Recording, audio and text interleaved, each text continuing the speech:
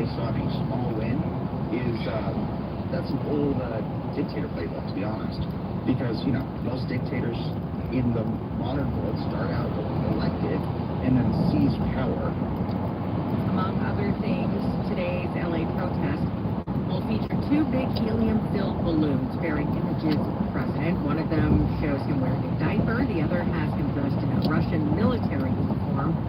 A total of more than 1,000 anti-Trump rallies will be staged across the country today, along with one in downtown LA. More than 50 others will be held here in Southern California, including events in Hollywood, Santa Ana, Glendale, Torrance, and Riverside. LA County is facing a $75 million claim over a toddler's fentanyl-related death in Lancaster. It accuses the county's Department of Children and Family Services of playing a role in the death of 17-month-old Justin Bully, who died after ingesting fentanyl at his mother's home last year. It says the agency didn't do a proper background check on a woman who had been assigned to monitor the boy's visits with his mother, who had a history of substance abuse. The claim says that woman had previously been accused of abusing her own children and actually lived in the same house as the little boy's mother, where there was frequent drug use. The mother is now facing a murder charge in connection with her son's death. It's 9:05. Time to get you over to Rick Smith for traffic. Well, still a struggle getting into Southgate on the 710 South. It's going to be right before Imperial Highway. They're still waiting to clear this ramp involving it's a big rig and a couple of cars that tangled up in the two left lanes there. And traffic is really just standing still right before you get to Florence. You might want to get off the freeway there and take Atlantic or take Eastern. You can get around it that way.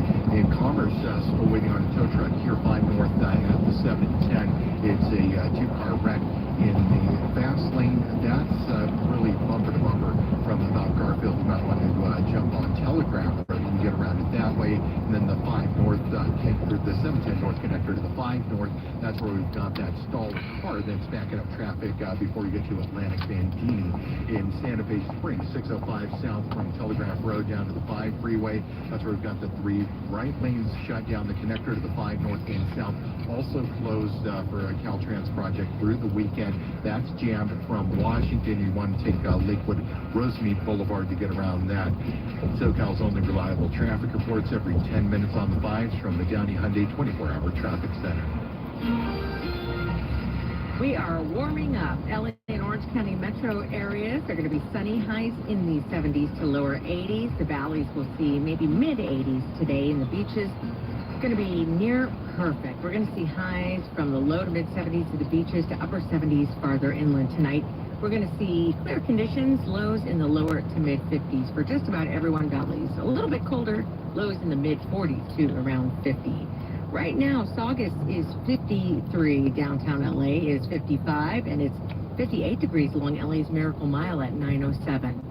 Her agency has just been defunded by LA County, and now the head of the City County Homeless Services Authority is resigning. County supervisors voted earlier this week to withdraw more than $300 million in funding and hundreds of workers from the agency. We got more on the resignation of Dr. Valicia Adams-Kellum from KNX News City Hall reporter Craig Figner.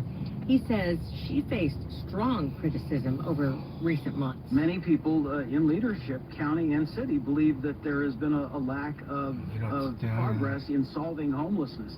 You have Dr. Valicia Adams-Kellum as well, who has been kind of a controversial figure within the city and certainly the county.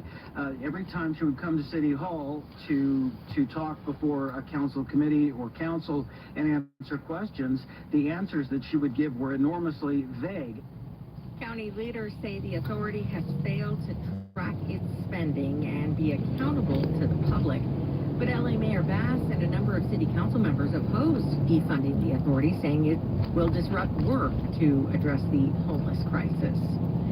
A $4 billion tentative agreement has been reached to resolve thousands of sex abuse claims against LA County. Karen Adams reports. If approved, it could be the costliest settlement in LA County history. The more than 6,800 child sex abuse claims at county juvenile and family services facilities date back to 1959 because of the state waiving the statute of limitations to allow victims to come forward.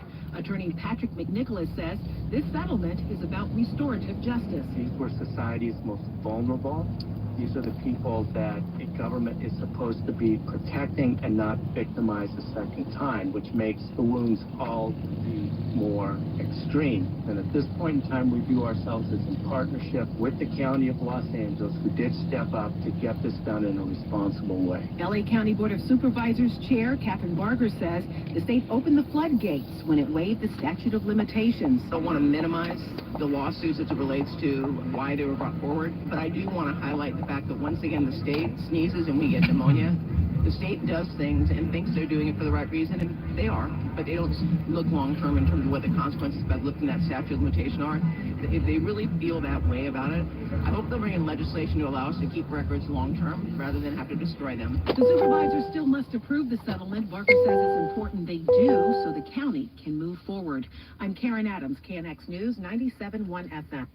A different type of smuggling problem is happening at LAX. Pete Demetrio reports. More than 1,000 replica firearms have been seized coming through cargo shipments at LAX, mainly from the People's Republic of China in just the last few months.